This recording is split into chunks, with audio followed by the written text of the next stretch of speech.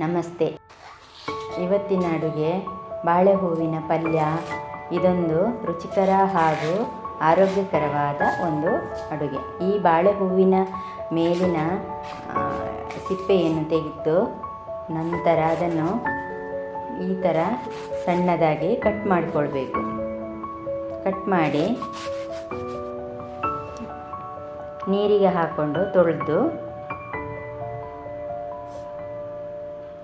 ಅದಕ್ಕೆ 1 ಸ್ಪೂನು ಎಣ್ಣೆ ಹಾಕಿ, ತೆಂಗಿನ ಎಣ್ಣೆ ಹಾಕಿ ಮಿಶ್ರ ಮಾಡಿ ಇಟ್ಕೊಳ್ಬೇಕು.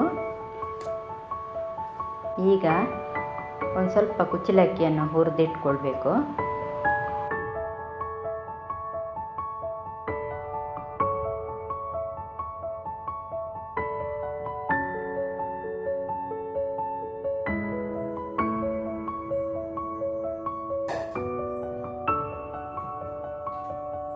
ಒಂದು ಬಾಣಲೆ ತಗೊಂಡು ಬಿಸಿಗಿಟ್ಟು ಅದಕ್ಕೆ ಒಂದು ಬಾಣಲೆಗೆ ಎಣ್ಣೆ ಹಾಕಿ ಕಾದ ನಂತರ ಸಾಸಿವೆ, ಉದ್ದಿನಬೇಳೆ, ಕಡಲೆಬೇಳೆ ಹಾಕಿ ಒಣಮೆಣಸು ಕಟ್ ಮಾಡಿ ಹಾಕ್ಕೊಳ್ಬೇಕು. ಬೆಳ್ಳುಳ್ಳಿ, ಶುಂಠಿ,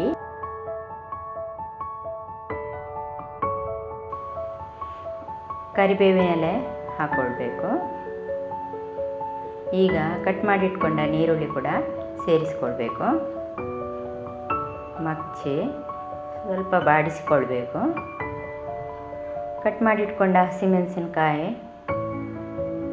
ಹಾಕಿ ಕಟ್ ಮಾಡಿಟ್ಟ ಟೊಮೆಟೊ ಕೂಡ ಹಾಕ್ಕೊಳ್ಬೇಕು. ಒಮ್ಮೆ ಮಗ್ಚಿ ಬೇಯಿಸಿಕೊಳ್ಬೇಕು. ಈಗ ತೊಳೆದಿಟ್ಟ ಪೂಂಬೆ ಅಥವಾ ಬಾಳೆ ಹೂವಿನ ಕಟ್ ಮಾಡಿಟ್ಟುಕೊಂಡದನ್ನು ಹಾಕ್ಕೊಳ್ಬೇಕು. ಮಗ್ಚಿ ಅದಕ್ಕೆ ಸ್ವಲ್ಪ ನೀರು ಸೇರಿಸ್ಕೊಳ್ಬೇಕು ಬೇಯಲಿಕ್ಕೆ. ಇನ್ನೊಮ್ಮೆ ಮಗ್ಚಿ ಈಗ ರುಚಿಗೆ ತಕ್ಕಷ್ಟು ಉಪ್ಪು ಸೇರಿಸ್ಕೊಳ್ಬೇಕು.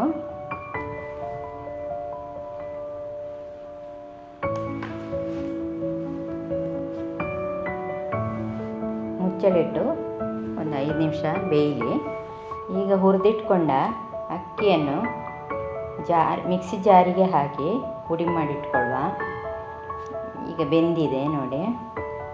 ಇದಕ್ಕೆ ತುರಿದಿಟ್ಟ ತೆಂಗಿನ ತುರಿ ಹಾಕಿ ಮಗ್ಚುವ.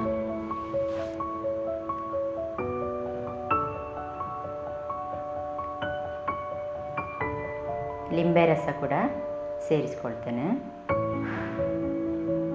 ಒಮ್ಮೆ ಮಗ್ಚಿ ಅರಿಶಿನ ಹುಡಿ ಮತ್ತು ಹುರಿದಿಟ್ಟ ಅಕ್ಕಿ ಹುಡಿ ಸೇರಿಸ್ಕೊಳ್ತಿದ್ದೀನಿ. ಎಲ್ಲವನ್ನು ಚೆನ್ನಾಗಿ ಬೆರೆಸಿ ಮಗ್ಚಬೇಕು.